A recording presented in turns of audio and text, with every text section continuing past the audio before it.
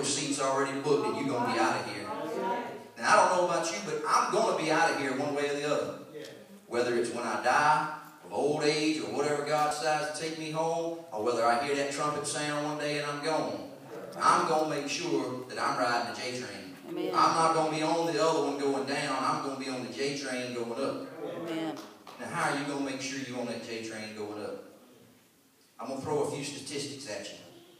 The choices you make every day, when you go to bed at night, when you get up in the morning, as you go through your day, the way you handle traffic, the way you handle what happens at your job, the way you handle whatever comes at you, you're making a choice every time, whether you're on the J train or whether you're on the hell train. Statistic number 1. The average American watches 30 hours of television every week. That's almost as many hours as we spend working.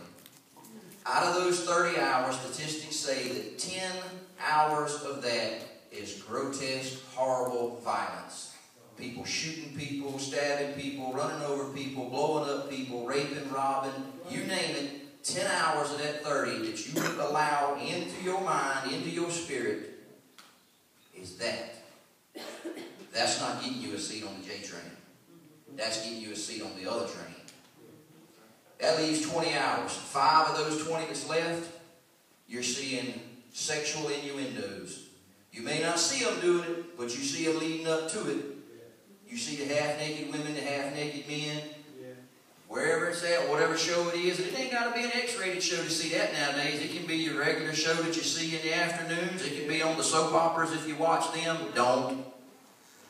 That's 5 hours of sexual junk you're seeing. Of the 15 hours that's left, 5 of those is people tearing people down. Negative, negative, negative. Lying, cheating, stealing, underhanded, double-crossing, trying to steal their company out from under them, trying to steal their wife or their husband from them. Of the 10 hours that's left, 5 of those are explicit, foul language. And I'm talking about you can hear every conceivable word on your TV nowadays. If you turn it on late enough at night, you can hear the F-bomb.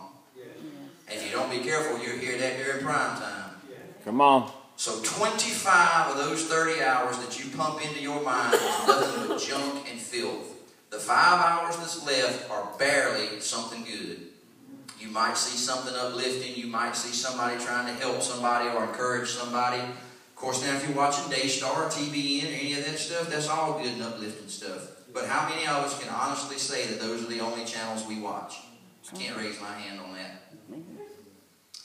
If you want to get a chance to cash in that ticket on the J train, you have got to learn to be careful what you put in your spirit.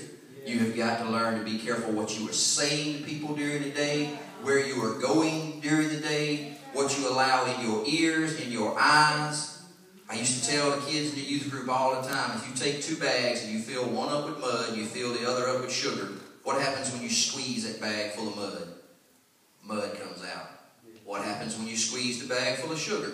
Sugar comes out. It's the same thing with you. When life puts pressure on you and starts to squeeze, whatever you've put into your spirit is what's going to come out of your spirit.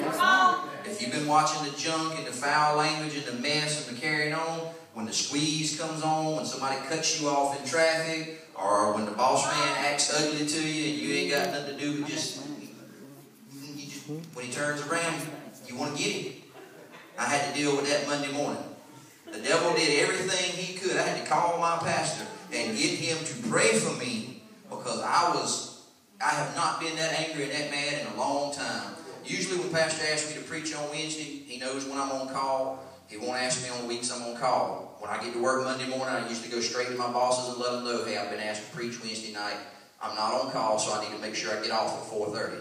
Well, my good boss, let me put it that way, he's out of town this week, so the other guy, I love him, I pray for him, but as Paul said, he is a thorn in my side. And that's okay because God let him be there for a reason. But when I tried to tell him, Joe, I'm not on call this week, I need to make sure I get off at 4:30, he flipped out. I don't matter what you got to do, I don't care about it. EPD's coming Wednesday, you're going to have to be here all day, it don't matter. I mean, just, so you can imagine what I wanted to say and what I wanted to do. But I didn't say nothing. I just bit my tongue. I I went on over there and got my paperwork together, did what I had to do. I was mad. I was mad and I was hurt because I try to respect Joe. He's my supervisor. He's the authority that God has allowed to be placed over me. And he's not always right. And he's rude, crude, loud, and obnoxious. And those are his good qualities. I'm just joking. Joe's a good guy. He tries. Joe never had any training by anybody above him on how to be a supervisor and how to treat people. And I know that.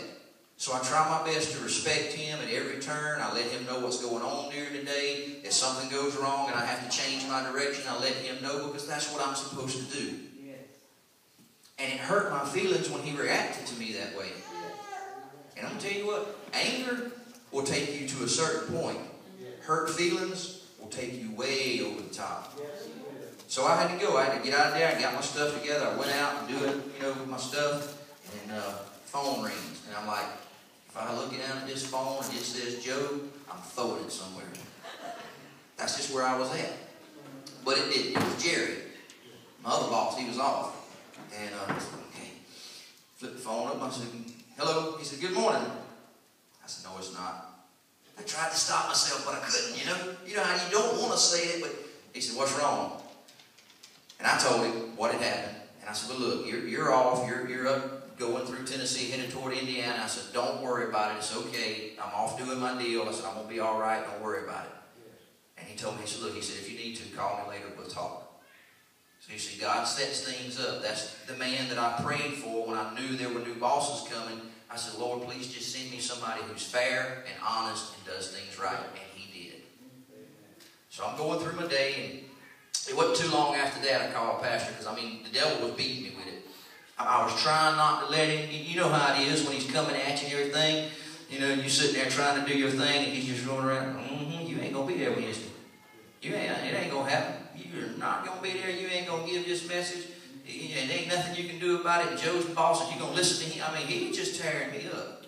And I was trying, my regular truck was tore up, so I don't have no radio in the truck they got me. So I can't listen to my preaching that I like to listen to and my Christian music. So I didn't have that to help me out. So I called my pastor. I said, Pastor, I may not be there Wednesday. And I'm sure he could tell about it. I was about to cry. And you can ask my wife, when I get mad enough to cry, it's on. I said, Pastor, I don't want to give up this opportunity to preach because that's what God has called me to do. And I want to preach every opportunity I get. I said, I may not be able to be there Wednesday. I said, I don't want to give up the opportunity, but I don't want to leave you hanging, waiting for me to get there. You never miss the least. Don't worry about it. I'll take care of it. If you can be there, fine. If you can't, I'll handle it. I said, well, I need you to pray for me. He never missed a beat. He went into prayer just like that. And every word that came out of his mouth, I felt it coming down a little bit, coming down a little bit, coming down a little bit. And so I was able to step off the L train and get back on the J train. Because I'll tell you, I don't like riding that L train. It's not fun. You can have some fun when you ride it. I'm not going to stand here and tell you a lie and tell you can't. Because when I was out there in the world, I was having fun. I was on my way to hell the whole time, but I was having fun. But I know better now. I don't want that train anymore. I wish there was a way I could never, ever get on it again. But I know as long as I'm alive in this world and a human being out of flesh, there's going to be times that I'm going to slip. But I also know that no matter what, that is my ticket. It's the old pastor's ticket. But that's my ticket. And the devil can't take it from me. He can't take it from you. He can't force you into giving it up. He can beat on you and just come at you with all kinds of things. He can just stomp a mud hole in you. That is your ticket. It is yours. It was yours before you were born. It was yours on the day you were born. And it will be yours forever and ever and ever more. We'll probably still have it in our back pocket when we get to heaven. I'm going to try to keep mine anyway. You make a choice to let it go. And when you let that one go, you don't have to pick this one up. It's just riding in your back pocket all the time. And the devil knows where it's at, and he knows exactly what buttons to push and exactly what strings to pull to get you to reach right back there. And yeah, okay, it's still there. So I'm not riding the J train anymore, but at least I'm riding some train. But I'd rather be on no train than that train.